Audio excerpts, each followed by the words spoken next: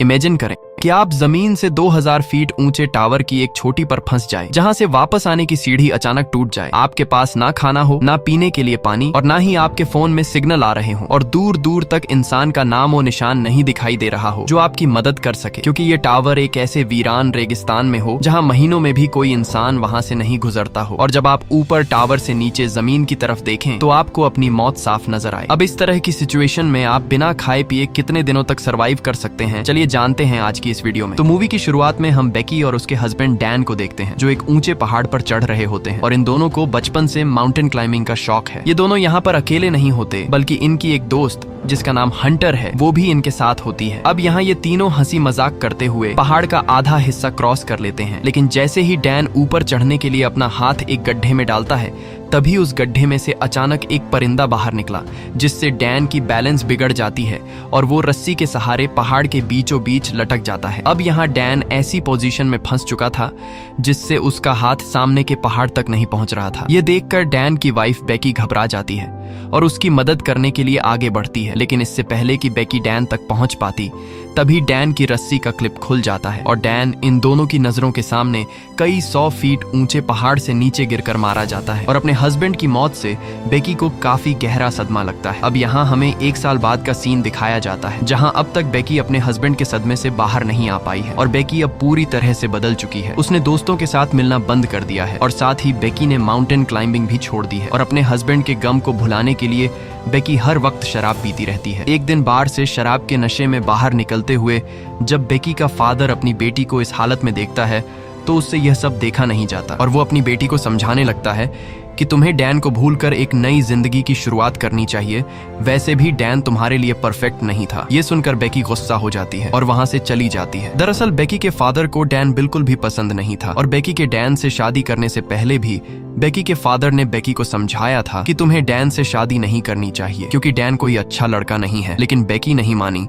वहीं बेकी अब अपनी इस जिंदगी से तंग आ चुकी थी, इसलिए वो ढेर सारी मेडिसिन उठाकर खुद को खत्म करने का सोचती है। लेकिन तभी वहां बेकी की दोस्त हंटर आ जाती है, जो डैन के पहाड़ से गिरते वक्त बेकी के साथ थी। असल में हंटर को बेकी के फादर ने बेकी के पास भेजा था, ताकि बेकी अपनी पुरानी जिंदगी को भूलकर एक नई जिंदगी की शुरुआत करे। और यहाँ बेकी 1 साल बाद अपनी दोस्त को देखकर उसका मूड थोड़ा सा ठीक हो जाता है। अब यहाँ हंटर बेकी को समझाती है कि जो कुछ हो गया उसे तुम भूल जाओ और अब अपनी जिंदगी को एंजॉय करो। और हंटर बेकी को अपने मोबाइल में एक टावर की तस्वीर दिखाते हुए कहती है कि यह 1000 फीट ऊंचा टावर है, जो यहाँ से कई किलोमीटर दूर एक वीरान रेगिस्तान में मौजूद है, और मैं कल ही इस टावर के टॉप पर चढ़ने जा रही हूँ। इसलिए तुम्हें भी मेरे साथ जाना चाहिए, जहाँ तुम्हारा मूड भी ठीक हो जाएगा और तुम डैन की यादों को भी भुला पाओगी। साथ ही तुम डैन की अस्थियों को भी ऊपर टावर से खुली हवा में छोड़ दोगी, जिससे डैन की आत्मा को शांति मिलेगी। दरअसल बेकी ने अब तक डैन की अस्थियां और उसका ढेर सारा सामान याद के तौर पर संभाल रखा था। अब यहाँ बेकी पहले तो मना कर देती है, लेकिन हंटर के बार बार कहने पर वो मान जाती है, और फिर अगले दिन दोनों इस खतरनाक सफर के लिए निकल पड़ती हैं। रास्ते में बेकी को उसका फादर कॉल करता है, लेकिन बेकी अपने फादर का कॉल अटेंड नहीं करती, और कई किलोमीटर लंबा सफर तय करने के बाद ये दोनों पास के एक होटल में रात गुजारने का फैसला कर लेती हैं। और यहाँ बातचीत के दौरान बेकी को पता चलता है कि हंटर अब एक सोशल मीडिया इन्फ्लुएंसर बन चुकी है, जिसे हजारों लोग फॉलो करते हैं। और हंटर अपने ऑडियंस के लिए ऊंची जगहों पर चढ़ने का चैलेंज वीडियोस बनाती है। अब यहाँ ये दोनों होटल की एक वेट्रेस से उस टावर के बारे में पूछती हैं। तब वो वेट्रेस बताती है कि वो टावर तो यहाँ से काफी दूरी पर है, लेकिन वो टावर बहुत ही ज्यादा ऊंचा होने की वजह से यहाँ से भी दिखाई देता है। और जब ये दोनों खिड़की की तरफ देखती हैं तो इन्हें उस टावर की रेड लाइट दिखाई देती है। अब काफी रात होने की वजह से ये दोनों होटल में अपने अपने रूम में सो जाती हैं, और रात को बेकी डैन का सपना देखती है, और बेकी सपने में डैन को आई लव यू कहती है, जिसके जवाब में डैन बेकी को 143 कहता है, जिस तरह से वह हमेशा कहा करता था। अब इस तरह से ये दोनों होटल में रात गुजार लेती हैं, और अगली सुबह ये दोनों अपना सफर फिर से शुरू करती हैं। और कुछ घंटों के सफर के बाद ये दोनों एक खुले वीरान रेगिस्तान में उस टावर के काफी करीब पहुंच जाती हैं, जहां इन्हें सामने बोर्ड पर साफ साफ लिखा हुआ दिखाई देता है कि इस टावर पर चढ़ना बहुत ज्यादा ज्यादा खतरनाक है, लेकिन ये दोनों इस वार्निंग बोर्ड को इग्नोर करके पैदल आगे बढ़ने लगती हैं। और यहाँ हम देखते हैं कि यह एक खुला वीरान रेगिस्तानी इलाका है जहाँ दूर दूर तक इंसान का नामो निशान तक नहीं है। और अब कुछ दूर आगे बढ़ने के बाद इन्हें सामने एक मरा हुआ जानवर दिखाई देता है जिसे गिद्ध खा रहे होते हैं। अब यहाँ हंटर जल्दी से इस मरे हुए जानवर की तस्वीर लेती है और फिर उस तस्वीर को अपने सोशल मीडिया अकाउंट पर अपलोड कर देती है। और फोटो अपलोड होते ही उस पर धड़ाधड़ लाइक्स और कमेंट्स आने लगते हैं। और अब कुछ और आगे जाने के बाद यह दोनों उस हजारों फुट ऊंचे टावर के सामने खड़ी हो जाती है, जिसे देखकर हंटर तो काफी एक्साइटेड हो जाती है। लेकिन बेकी उस टावर की जंग आलूदा हालत को देखकर डर जाती है और उस टावर पर चढ़ने का फैसला कैंसिल कर देती है। तब हंटर बेकी को मोटिवेट करती है और उसे अपने साथ रस्सी से बांधकर ऊपर टावर पर चढ़ाने के लिए मना लेती है, जिसके बाद हंटर इस टावर पर चढ़ना शुरू कर देती है। लेकिन बेकी हिलती हुई सीढ़ी को देखकर डर रही होती है। तब हंटर उसे हौसला देती है और फिर बेकी भी पूरी तरह हिम्मत जुटाकर टावर पर चढ़ने लगती है। और यहाँ जब ये दोनों टावर के ऊपर चढ़ रही होती हैं, तब टावर पुराना होने की वजह से जोर जोर से हिलने लगता है, जिससे बेकी डर के मारे कांपने लगती है। और तभी बेकी जिस लोहे के रॉड को पकड़कर ऊपर चढ़ने वाली थी, उस लोहे के रॉड पर ज्यादा जोर आने की वजह से वो टूट जाता है और बेकी की जान बाल बाल बच जाती है। अब डर के मारे बेकी वापस नीचे जाने का फैसला करती है, क्योंकि उसे समझ आ गया था कि अगर यहाँ लोहे का रॉड टूट गया तो आगे भी टूट सकता है। तब हंटर बेकी को हिम्मत देते हुए कहती है कि अगर एक और लोहे का रॉड टूट गया तो हम दोनों ही वापस नीचे चले जाएंगे। और अब न चाहते हुए बेकी फिर से टावर पर चढ़ना शुरू कर देती है और चढ़ते चढ़ते ये दोनों 1800 फुट की ऊंचाई पर पहुंच जाती हैं, जहां डर के मारे बेकी नीचे जमीन की तरफ नहीं देख पा रही थी, क्योंकि अब इतनी ऊंचाई से जमीन बहुत ही छोटा दिखाई दे रहा था। साथ ही ऊपर हवा का प्रेशर भी बहुत ज्यादा तेज था। लेकिन हंटर को इस बात की बिल्कुल फिक्र ही नहीं थी और वो मजे से मोबाइल में अपना वीडियो रिकॉर्ड कर रही होती है। अब यहाँ काफी देर तक चढ़ाई करने के बाद ये दोनों एक छोटे से लोहे के प्लेटफॉर्म तक पहुंच जाती हैं, जहां बेकी काफी खुश हो जाती है, क्योंकि बेकी को लगा कि हम टावर के टॉप तक पहुंच चुके हैं। लेकिन तभी ऊपर से हंटर की आवाज आती है और वो बेकी से कहती है कि अभी 200 फीट की चढ़ाई और बाकी है। और यह देखकर बेकी काफी ज्यादा उदास हो जाती है, क्योंकि अब आगे का रास्ता और भी ज्यादा खतरनाक था। जहाँ पहले नीचे तो चारों तरफ सेफ्टी रॉड्स लगी हुई थी, लेकिन अब ऊपर का रास्ता एक लंबा पिलर था जिसके ऊपर एक छोटी सी सीढ़ी बनी हुई थी। अब यहाँ बेकी और ऊपर तो जाना नहीं चाहती थी, लेकिन फिर वो सोचती है कि अब जब इतना ऊपर आ ही गई हूँ तो फिर क्यों ना ये कुछ बचा हुआ रास्ता तय कर लूं। और फिर बेकी जैसे तैसे हिम्मत जुटाकर ऊपर चढ़ने लगती है और इस दौरान तेज हवा की वजह से टावर जोर जोर से हिल रहा होता है। अब ये सब काफी नहीं था कि ऊपर से हंटर मजाक करते हुए सीढ़ी को हिलाकर बेकी को डराने लगती है, लेकिन ये मजाक हंटर को महंगा पड़ने वाला था, क्योंकि उसके सीढ़ी हिलाने की वजह से सीढ़ी का एक नट बोल्ट खुलकर गिर जाता है। मगर इस बात की इन दोनों को कोई खबर नहीं होती। और अब जैसे ही बेकी सीढ़ी के उस हिस्से के ऊपर चढ़ जाती है तो सीढ़ी के उस हिस्से का आखिरी बचा हुआ नट बोल्ट भी खुलकर गिर जाता है, यानी कि अब यह सीढ़ी बिना कंट्रोल के खड़ी है। वहीं हंटर सबसे पहले ऊपर टावर के टॉप पर चढ़ जाती है और फिर बेकी भी फाइनली सही सलामत टावर के टॉप पर पहुंच जाती है। अब टावर के टॉप पर पहुंचकर दोनों बहुत खुश हो जाती हैं और ऊंचाई से चारों तरफ का नजारा एंजॉय करने लगती हैं, जहां इन्हें खुले रेगिस्तान में दूर दूर तक कोई भी इंसान नहीं दिखाई दे रहा था और जमीन इनसे इतनी नीचे थी कि इनकी गाड़ी एक डॉट की तरह दिखाई दे रही थी। अब यहाँ हंटर जल्दी से अपना मोबाइल फोन निकालकर वीडियो रिकॉर्ड करने लगती है और साथ ही ड्रोन कैमरा से कुछ और अच्छे शॉट्स लेने लगती है। अब यह सब काफी नहीं था कि हंटर अपना मोबाइल बेकी को पकड़ाकर नीचे लगे प्लेटफॉर्म से एक हाथ से लटक कर अपना वीडियो रिकॉर्ड करवाती है और फिर ऊपर आने के बाद हंटर बेकी को भी इस तरह से करने के लिए कहती है, लेकिन बेकी ऐसा करने से मना कर देती है। तब हंटर उसे समझाती है कि तुम्हें कुछ भी नहीं होगा, क्योंकि मैंने तुम्हें अपने साथ रस्सी से जोड़ दिया है। और फिर न चाहते हुए बेकी हंटर की बात मानकर लोहे के प्लेटफॉर्म से लटक जाती है और अपना वीडियो रिकॉर्ड करवाती है। अब ये स्टंट करने के बाद बेकी भी ऊपर आकर काफी खुश हो जाती है, लेकिन इन दोनों को पता नहीं था कि जल्द ही इनके साथ कुछ ऐसा होने वाला है जिसके बारे में सोचने से भी डर लगता है। और अब आखिर में बेकी अपने हस्बैंड डैन की अस्थियां हवा में उड़ा देती है और अपने हस्बैंड को याद करके इमोशनल हो जाती है। लेकिन यहाँ हम देखते हैं कि बेकी से ज्यादा उसकी दोस्त हंटर रो रही होती है। अब हंटर ने अपना चैलेंज पूरा कर दिया था और बेकी ने भी अपने हस्बैंड की अस्थियां हवा में उड़ा दी थी। इसलिए अब यह सब कुछ कंप्लीट करने के बाद यह दोनों वापस नीचे उतरने का फैसला कर लेती हैं, जिसके बाद यह दोनों रस्सियों से एक दूसरे को मजबूती के साथ कनेक्ट कर लेती हैं और फिर पहले बेकी नीचे उतरना शुरू कर देती है। अब जैसे ही बेकी उस सीढ़ी पर अपना पैर रखने वाली होती है, जिसके नट बोल्ट पहले से खुलकर गिर चुके थे, तो बेकी के पैर रखते ही वह सीढ़ी टूट जाती है और बेकी सीढ़ी के साथ नीचे गिरने लगती है। लेकिन अच्छी बात यह थी कि बेकी पहले से हंटर के साथ रस्सी से जुड़ी हुई थी, इसीलिए वो रस्सी के सहारे लटक जाती है, लेकिन नीचे उतरने वाली सीढ़ी गिरकर जमीन से टकरा जाती है। अब यह सब देखकर हंटर भी बहुत ज्यादा घबरा जाती है और वो जैसे तैसे करके बेकी को ऊपर की तरफ खींचकर टावर के टॉप पर पहुंचा देती है। अब मौत के मुंह से बचकर आने के बाद बेकी डर के मारे रोने लगती है और यहाँ हम देखते हैं कि नीचे गिरने की वजह से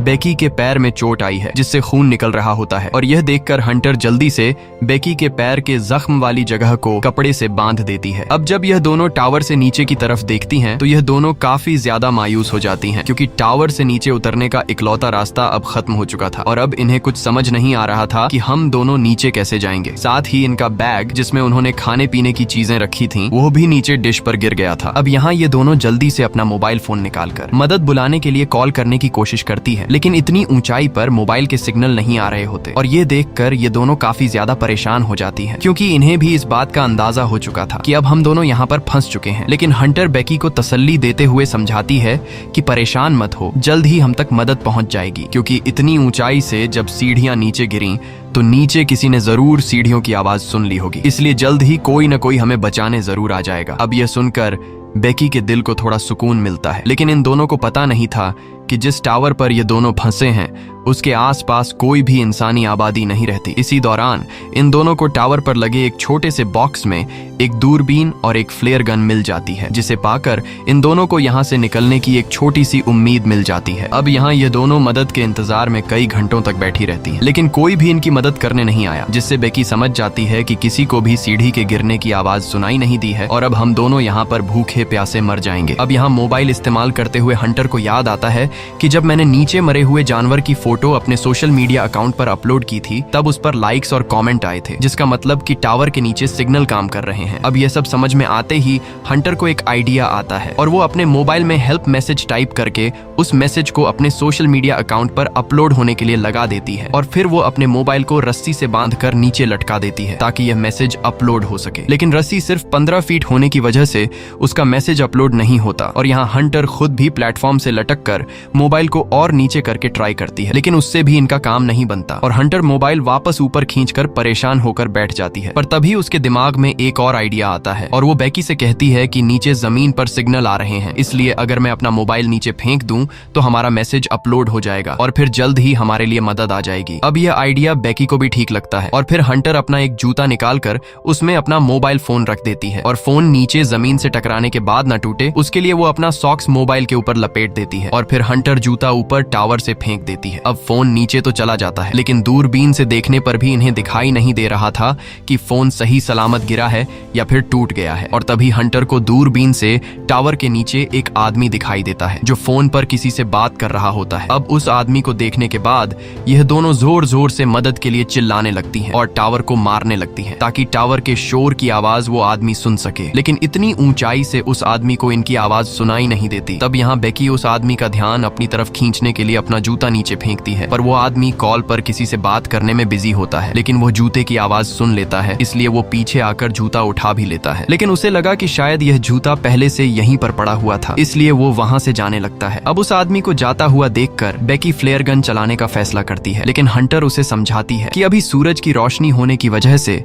उस आदमी को फ्लेयर की रोशनी दिखाई नहीं देगी, इसलिए अभी तुम फ्लेयर मत चलाओ और जैसे ही रात होगी तो हम लोग फ्लेयर से इस आदमी को हेल्प का सिग्नल दे देंगे। तब बेकी कहती है कि यह आदमी यहाँ से जा रहा है, अगर यह आदमी चला गया तो फिर रात को हमारा फ्लेयर चलाने का कोई फायदा नहीं। तब हंटर दूरबीन से सामने एक गाड़ी देखती है जहाँ एक दूसरा आदमी भी था और ये देखकर हंटर समझ जाती है कि यह दो आदमी यहाँ पर कैंपिंग करने आए हैं, इसलिए ये दोनों यहाँ पर रात भर रुके रहेंगे और ये बात हंटर बेकी को भी समझा देती है। अब जैसे ही अंधेरा होता है तब बेकी फ्लेयर गन चला देती है, जिससे टावर पर लाल रोशनी दिखाई देने लगती है और बेकी अपने मोबाइल की टॉर्च ऑन करके हिलाने लगती है। तब नीचे गाड़ी के पास मौजूद दोनों आदमी ऊपर टावर पर फंसी हुई लड़कियों को देख लेते हैं और उन दो लड़कियों को भी पता चल जाता है कि नीचे मौजूद आदमियों ने हमें देख लिया है, इसलिए ये दोनों खुशी से चिल्लाने लगती हैं और ये समझ जाती हैं कि अब जल्द ही हम तक मदद पहुंचने वाली है। और वहीं वो दो आदमी भी अपनी गाड़ी स्टार्ट करके सबसे पहले इनकी गाड़ी के पास जाते हैं, लेकिन वो लोग इनकी मदद करने के बजाय उल्टा इनकी गाड़ी का शीशा तोड़ते हैं और फिर इनकी गाड़ी को चुरा कर निकल जाते हैं। यह देखकर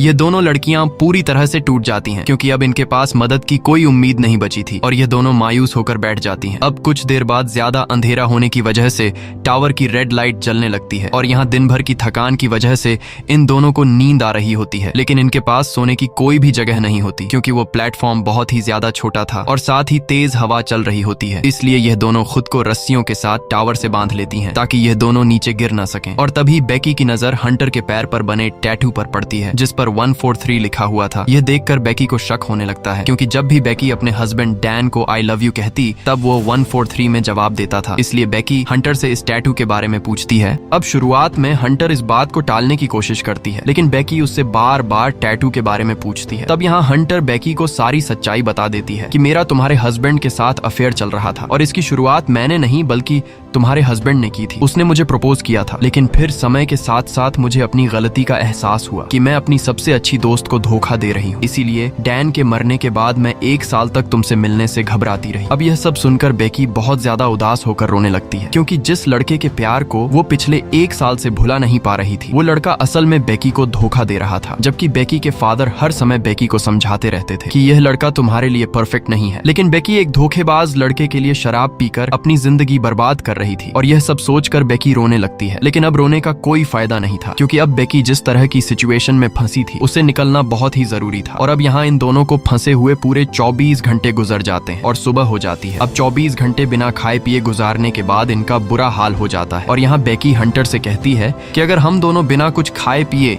इसी तरह बैठे रहे तो जल्द ही हम दोनों की भूख और प्यास से मौत हो जाएगी, इसलिए जल्द ही हमें कुछ करना होगा। और फिर हंटर डिसाइड करती है कि वो किसी तरह यहाँ से नीचे जाकर अपना बैग ऊपर ले आएगी जिसमें खाने पीने का सामान और इनका ड्रोन कैमरा रखा गया था। जिसके बाद वो रस्सी को टावर से बांधकर वहां से नीचे चली जाती है, लेकिन नीचे जाने के बाद रस्सी छोटी होने की वजह से उसका हाथ बैग तक नहीं पहुंच रहा था और फिर कोई दूसरा रास्ता न होने की वजह से वो सीधा डिश पर कूद जाती है जहां वो सबसे पहले बैग से पानी की बोतल निकालकर अपनी प्यास बुझाती है। लेकिन अब वो यहाँ बुरी तरह से फंस चुकी थी क्योंकि उसे कोई आइडिया नहीं था कि वो वापस ऊपर कैसे जाएगी। और फिर कुछ देर तक सोचने के बाद हंटर सेल्फी स्टिक से रस्सी को पकड़ लेती है, जिसके बाद वह बैग को रस्सी के साथ लटका देती है और फिर वह जंप करके बैग को पकड़कर लटक जाती है। अब यहाँ ऊपर से बेकी पूरी ताकत लगाकर हंटर को ऊपर खींचने की कोशिश करती है और साथ ही हंटर भी जैसे तैसे करके रस्सी के सहारे ऊपर चढ़ने लगती है। और अब जैसे ही हंटर ऊपर लोहे के प्लेटफॉर्म तक पहुंचने वाली होती है तभी थकान की वजह से उसका हाथ रस्सी से फिसल जाता है और वो नीचे की तरफ गिरने लगती है। यह देखकर बेकी के गले में सांस अटक जाती है क्योंकि डैन को खोने के बाद अब वह अपनी दोस्त को नहीं खोना चाहती थी। लेकिन जैसे ही वो नीचे देखती है तो नीचे उसे हंटर बैग से लटकी हुई दिखाई देती है। यह देखकर बेकी सुकून की सांस लेती है और फिर बेकी जैसे तैसे करके हंटर को ऊपर प्लेटफॉर्म पर चढ़ाने में कामयाब हो जाती है और साथ ही अब इन्हें बैग भी मिल चुका था। इसलिए सबसे पहले बेकी ढेर सारा पानी पीकर अपनी प्यास बुझाती है और फिर वो बैग से ड्रोन निकालकर एक पेपर पर हेल्प मैसेज लिखती है, जिसके बाद वो उस पेपर को ड्रोन में फंसा देती है। अब इनका प्लान यह था कि ये हेल्प मैसेज ये लोग कुछ किलोमीटर की दूरी पर होटल तक पहुंचाएंगे, जिस होटल में यह दोनों इस टावर पर चढ़ने से पहले ठहरी थीं। और फिर यह दोनों ड्रोन को उड़ा देती हैं और ड्रोन को होटल की तरफ जाता हुआ देखकर यह दोनों काफी खुश हो जाती हैं। लेकिन कुछ दूर जाते ही ड्रोन में चार्जिंग कम होने की वजह से उसकी बैटरी लो होने लगती है और अब इन दोनों को इस बात का एहसास हो जाता है कि यह ड्रोन होटल तक नहीं पहुंच पाएगा। इसीलिए यह दोनों ड्रोन को वापस प्लेटफॉर्म पर ले आती हैं। अब यहाँ यह दोनों सोच में पड़ जाती हैं कि हम इस ड्रोन को चार्ज कैसे करेंगे और तभी इन्हें टावर के टॉप पर रेड लाइट दिखाई देती है जिससे इनका ड्रोन चार्ज हो सकता था। लेकिन टावर के टॉप तक पहुंचना एक बहुत ही रिस्की काम था। पर यहाँ बेकी समझ जाती है कि यहाँ बैठे बैठे वैसे भी हमारी मौत होनी है, इसलिए क्यों ना ये रिस्क उठाकर खुद को बचाने की कोशिश की जाए। और फिर बेकी लोहे के पोल को पकड़कर ऊपर चढ़ना शुरू कर देती है और काफी मुश्किलों के बाद बेकी टावर के बिल्कुल टॉप तक पहुंच जाती है, जहां वो एक कपड़े से लाइट को पकड़कर खोल देती है और फिर वो ड्रोन के चार्ज को सॉकेट में लगाती है। लेकिन उस सॉकेट में चार्ज काफी लूज था। अब यहाँ बेकी समझदारी से काम लेते हुए जल्दी से अपने हस्बैंड का दिया हुआ रिंग निकालकर सॉकेट में लगाती है और फिर उसमें ड्रोन का चार्ज फिट कर देती है। जिससे ड्रोन चार्ज होने लगता है। लेकिन यहाँ बेकी एक हाथ से लोहे के पोल को मजबूती से पकड़कर खुद को संभालती है और दूसरे हाथ से ड्रोन के चार्ज को पकड़कर रखती है। इस दौरान ऊपर लटकी हुई बेकी काफी थक जाती है, लेकिन वो वापस नीचे नहीं आ सकती क्योंकि उसे होटल तक अपना हेल्प मैसेज भेजने के लिए हर हाल में ड्रोन को पूरा चार्ज करना है। और अब यहाँ काफी देर तक ऊपर लटके होने की वजह से उसके हाथ सून होने लगते हैं और बेकी बड़ी मुश्किल से खुद को रोक कर रखी होती है। लेकिन अब ये सब काफी नहीं था कि तभी और मुसीबत बढ़ाने के लिए वहां पर एक गिद्ध आ जाता है और वो गिद्ध बेकी पर अटैक करने लगता है, जिस वजह से बेकी का बैग नीचे गिर जाता है। पर वो किसी तरह खुद को ऊपर संभालती है, लेकिन वो गिद्ध नहीं रुकता और बेकी पर अटैक करता रहता है। अब यहाँ बेकी जैसे तैसे करके उस गिद्ध को खुद से दूर कर देती है और फिर कुछ देर बाद उसका ड्रोन पूरी तरह से चार्ज हो जाता है, जिसके बाद बेकी जल्दी से वापस नीचे आती है। नीचे आने के बाद बेकी जल्दी से हेल्प लेटर को ड्रोन के साथ चिपकाकर ड्रोन को फिर से उड़ा देती है और अब ड्रोन धीरे धीरे होटल की तरफ बढ़ रहा होता है। और ये सब ड्रोन के कैमरे से अपने मोबाइल पर देखकर ये दोनों काफी खुश हो रही होती हैं, क्योंकि इन्हें लगा कि अब शायद हमें मदद मिल जाएगी। लेकिन जैसे ही वो ड्रोन होटल के काफी करीब पहुंचता है, तभी सड़क पर एक ट्रक आकर ड्रोन को टक्कर मारकर तोड़ देता है और अब इन्हें ड्रोन के टूटने की वजह से इन्हें अपने मोबाइल स्क्रीन पर कुछ भी दिखाई नहीं दे रहा होता। और ये देखकर ये दोनों पूरी तरह से टूट जाती हैं, क्योंकि इनकी बचने की आखिरी उम्मीद भी अब खत्म हो गई थी और ये दोनों समझ जाती हैं कि अब हमारी कोई भी मदद नहीं कर सकता। इसके बाद ये दोनों उदास होकर बैठ जाती हैं और फिर देखते ही देखते रात हो जाती है। अब दिन भर की थकान की वजह से बेकी सो जाती है और रात को बेकी को सपना आता है, जिसमें वो देखती है कि उसकी दोस्त हंटर मर चुकी है और उसकी बॉडी को गिद्ध आकर खा रहे हैं। ये देखकर बेकी जल्दी से उठती है और अपने आसपास नजर दौड़ाने लगती है। तब उसे सामने हंटर दिखाई देती है, जिसे देखकर बेकी समझ जाती है कि ये एक बुरा सपना था। अगली सुबह हम देखते हैं कि बेकी और हंटर का भूख और प्यास से बुरा हाल हो चुका है और इन दोनों की दिमागी हालत खराब होने लगी है। अब यहाँ बेकी पानी पीने के बाद पानी की बोतल को हंटर की तरफ बढ़ाती है, लेकिन हंटर पानी पीने से इनकार कर देती है और हंटर बेकी से कहती है कि इस वक्त पानी की मुझे नहीं बल्कि तुम्हें जरूरत है। ये सुनकर बेकी को काफी अजीब लगता है और साथ ही बेकी ने ये भी रियलाइज किया कि जब से मैंने हंटर को रस्सी से ऊपर चढ़ाया है तब से वो पानी नहीं पी रही और ये बात बेकी को समझ नहीं आ रही होती। अब यहाँ बेकी डिसाइड करती है कि वो भी अपना फोन जूते में रखकर नीचे फेंकेगी ताकि इनके लिए मदद आ सके। इसलिए बेकी हंटर से कहती है कि तुम मुझे अपना दूसरा जूता भी दे दो ताकि मैं अपना फोन जूते में डालकर नीचे फेंक सकूं। तब हंटर कहती है कि तुम्हें मेरा जूता नहीं मिल सकता। ये सुनकर बेकी पूछती है कि आखिर क्यों मुझे तुम्हारा जूता नहीं मिल सकता, जिस पर हंटर कहती है क्योंकि मेरा जूता नीचे डिश पर पड़ा हुआ है। ये कहते ही हंटर गायब हो जाती है और बेकी को एक बड़ा झटका लगता है। दरअसल जब हंटर बैग लेने के लिए नीचे डिश पर गई थी और फिर बेकी हंटर को वापस ऊपर रस्सी से बैग के साथ चढ़ा रही होती है, तब हंटर का हाथ फिसलने की वजह से जब वो गिर रही होती है तब उसने बैग को नहीं पकड़ा था बल्कि वो नीचे डिश पर गिरकर मारी गई थी। और अब तक बेकी भूख और प्यास की वजह से अपना दिमागी संतुलन खोकर उसे हेलुसिनेशन हो रहे थे, जबकि असल में हंटर उसके पास मौजूद ही नहीं थी, बल्कि वह हंटर की जगह सिर्फ बैग को ऊपर प्लेटफॉर्म पर लाई थी। और अब तक अकेलेपन की वजह से बेकी हंटर को अपने पास समझ रही थी, जबकि असल में अब तक वो अकेली सरवाइव कर रही थी। अब यहाँ बेकी जब ऊपर प्लेटफॉर्म से नीचे डिश की तरफ देखती है तब उसे सामने ही हंटर की डेड बॉडी दिखाई देती है, जिसे देखकर बेकी बहुत ज्यादा रोने लगती है, क्योंकि अब वो इस मुश्किल हालत में पूरी तरह से अकेली हो चुकी थी और साथ ही अब बेकी के पास ना खाने और ना ही पीने के लिए कुछ बचा था, जिस वजह से बेकी अब लगभग अधमरी हालत में हो गई थी। अब रात को अपने मोबाइल फोन में बेकी अपने फादर के लिए मैसेज लिखती है, जिसमें वो अपने फादर से माफी मांगती है और कहती है कि तुम सही थे और मैं गलत थी, मैंने कभी तुम्हारी बात नहीं मानी, मैं तुमसे बहुत ज्यादा प्यार करती हूँ और मैं वापस आपके पास आना चाहती हूँ। ये कहकर बेकी सोने की तैयारी करने लगती है, लेकिन सोने से पहले वो खुद को अच्छी तरह से रस्सी से टावर के साथ बांध लेती है ताकि वो नीचे ना गिर सके। अब ये सब काफी नहीं था कि तभी अचानक मौसम खराब हो जाता है और तेज हवा के साथ आसमानी बिजली कड़कने लगती है, जिसकी आवाज सुनकर डर के मारे बेकी रात भर सो नहीं पाती, क्योंकि उसे पता था कि अगर एक भी आसमानी बिजली टावर पर गिरी तो उसकी मौत पक्की है। वहीं दूसरी तरफ बेकी का फादर अपनी बेटी के लिए परेशान हो रहा होता है और उससे कुछ समझ नहीं आ रहा होता कि आखिर मेरी बेटी कहाँ चली गई। अगली सुबह हम देखते हैं कि बेकी बिल्कुल बेजान पड़ी है और उसकी बॉडी जरा सी भी नहीं हिल रही और तभी एक गिद्ध आकर बेकी के पैर के जख्म को खाने लगता है, लेकिन गिद्ध के काटने के बावजूद भी बेकी की बॉडी हरकत नहीं करती और गिद्ध बेकी को मरा हुआ समझकर खाने लगता है। लेकिन तभी बेकी गिद्ध पर अटैक करके उसे पकड़ लेती है। दरअसल बेकी मरने का नाटक कर रही थी ताकि वो गिद्ध को पकड़कर अपना भूख और प्यास मिटा सके। और फिर यहाँ बेकी उस गिद्ध के सिर को लोहे से बार बार मारकर उसे मार डालती है, जिसके बाद बेकी उस मरे हुए गिद्ध को खाने लगती है। और गिद्ध को खाने के बाद बेकी में थोड़ी सी एनर्जी आ जाती है और अब इस एनर्जी को जाया ना करते हुए बेकी रस्सी से लटक कर नीचे डिश पर आ जाती है, जहाँ वो अपनी दोस्त की डेड बॉडी को देखकर रोने लगती है। और फिर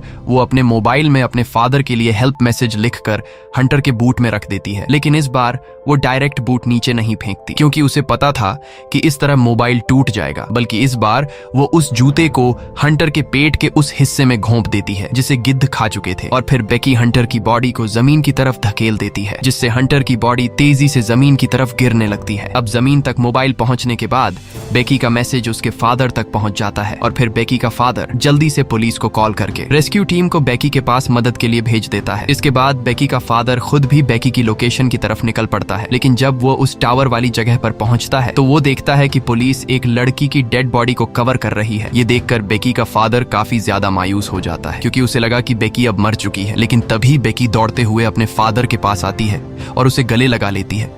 और बेकी का फादर भी अपनी बेटी को सही सलामत देखकर काफी खुश होता है। इसी के साथ यह कहानी खत्म हो जाती है। अगर आपको ये वीडियो अच्छी लगी हो तो हमारे चैनल को सब्सक्राइब और वीडियो को लाइक जरूर कीजिएगा।